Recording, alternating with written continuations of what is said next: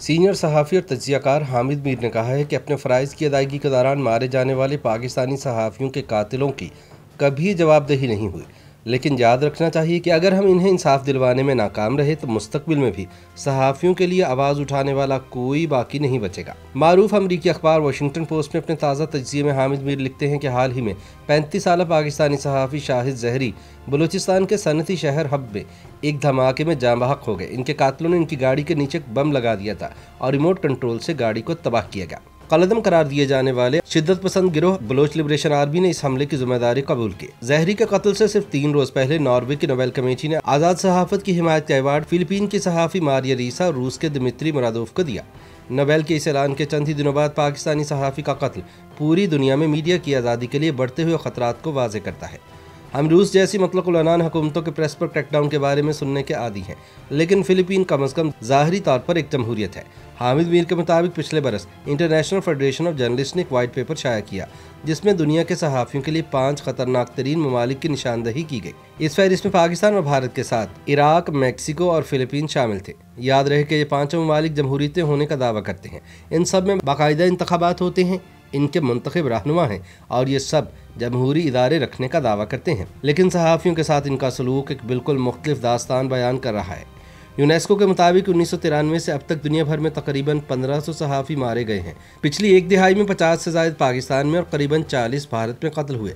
सहाफ़ियों के 10 में से 9 कत्ल के मुकदमात मंतकी अंजाम तक नहीं पहुँच पाते। हामिद मीर कहते हैं कि अक़वाम मुत्तहिदा और इससे वाबस्ता इदारों ने इस मसले को उजागर करने की कोशिश की है, लेकिन इन कातलों को मुहासबे का खौफ ही नहीं। और यह हकीकत न सिर्फ मीडिया की आज़ादी के लिए ख़तरा है बल्कि जमहूरियत की आइनी बुनियादों को भी कमज़ोर कर रही है।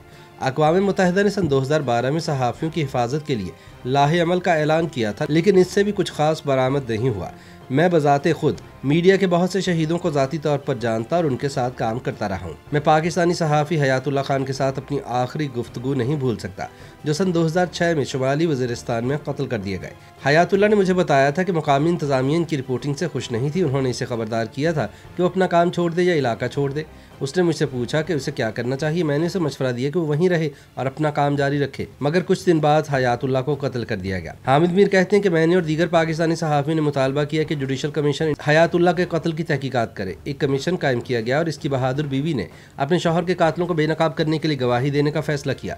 ये उसकी सबसे बड़ी गलती थी। इसके कुछ ही देर बाद वो भी बम धमाके में मार दी गई। आखिर में एहसास जुर्म के साथ मुझे हयातुल्लाह खान के छोटे भाई को बाकी ख़ानदान के साथ इलाका छोड़ने का मशवरा देना पड़ा। इस ख़ानदान को कभी इंसाफ नहीं मिला।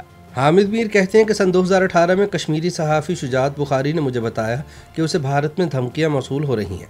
कुछ दिन बाद उसे श्रीनगर में कत्ल कर दिया गया।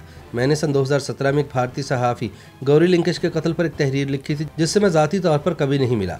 गो हम सोशल मीडिया के ज़रिए राबते में रहते थे। हामिद मीर के मुताबिक पाकिस्तान में बहुत से क़ारीन ने पूछा कि मैं एक भारतीय सहाफ़ी की मौत पर इतना उदास क्यों हूँ। मैंने उनसे कहा कि शायद मैं ये चाहता था कि उसके दोस्त और घर वालों को भी इल्म हो कि मैं गोलियों के ज़ख्मों का दर्द समझता हूँ, क्योंकि सन 2014 में खुद पर होने वाले कातलाना हमले के नतीजे में अब भी मैं अपने जिस्म में 2 गोलियाँ लिए फिरता हूँ। हमें एक दूसरे के लिए आवाज़ उठाने की ज़रूरत है, क्योंकि मीडिया की आज़ादी के लिए ख़तरात पूरी दुनिया में फैल रहे हैं। सबसे परेशान कुन पहलू इंसाफ से इनकार है। हामिद मीर कहते हैं कि पाकिस्तान और भारत जैसी जमहूरियतें मीडिया की आज़ादी के लिए बहुत ख़तरनाक हो चुकी हैं, क्योंकि कानून की हुक्मरानी हर पहलू ज़िंदगी से गायब हो चुकी है। जनूबी एशिया में ख़ासतौर पर इख्तलाफी आवाज़ों को कई बरसों से रियासती और गैर रियासती अनासर की जानिब से मुनज़्ज़म जंग का सामना है। फ़र्ज़ की राह में मारे जाने वाले सहाफ़ियों की अक्सरियत को खामोश करा दिया गया है और इनके कातलों की कोई जवाबदेही नहीं हुई। ऐसे में हमें अपने साथियों के कातलों को अंजाम तक पहुँचाना होगा, वरना बाकियों के लिए आवाज़ उठाने को कोई बाकी नहीं बचेगा।